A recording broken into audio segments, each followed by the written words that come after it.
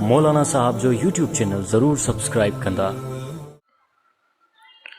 छा साईं कोई शख़्स जेकॾहिं इफ़्तार जे टाइम इफ़्तारी अहिड़ी शयुनि सां करे जेके हराम आहिनि, मसलन तौरु भंग या हुको या सिगरेट या शराब, छा उन्हनि सां इफ़्तारी थी वेंदी?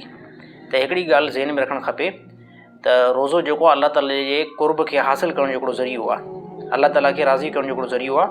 त अल्लाह ताला हलाल शयुनि जे तरफ़ अल्लाह ताला फोकस कयो आहे क़ुर हकीम जे अंदरि।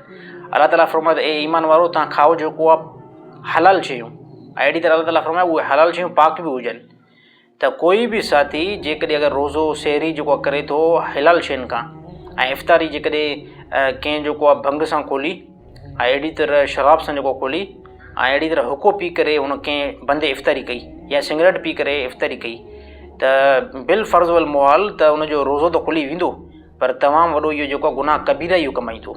छाजे करे त इन सभिनी गलाज़तुनि वारी शयुनि खां अल्लाह अहिड़ी तरह उनजे रसूल जेको आहे नफ़ी कराई आहे त इन्हनि शयुनि खां जेको परे रहो, त रोज़े जो फ़र्ज़ु त इन बंदे जे मथां लही वेंदो, बाक़ी जेको रोज़े जे मथां इनाम इकराम फ़ज़ीलत ऐं मक़ाम हुयो उहो मुकमल जेको आहे ख़तमु थी वेंदो।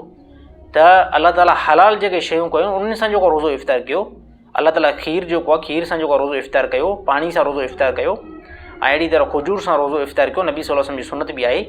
ऐं बहरहाल कहिड़ियूं शयूं जेको न आहिनि दुनिया जे अंदरि, शरबत आहे उन सां जेको रोज़ो इफ़्तार कयो, हराम शयुनि जी तरफ़ फोकस न कयो। हराम शयुनि जी तरफ़ फोकस कंदो त रोज़े जो मुकमल अजुर तबाह ऐं ख़तमु थी वेंदो। त कोई बि साथी ईअं हरगिज़ न करे।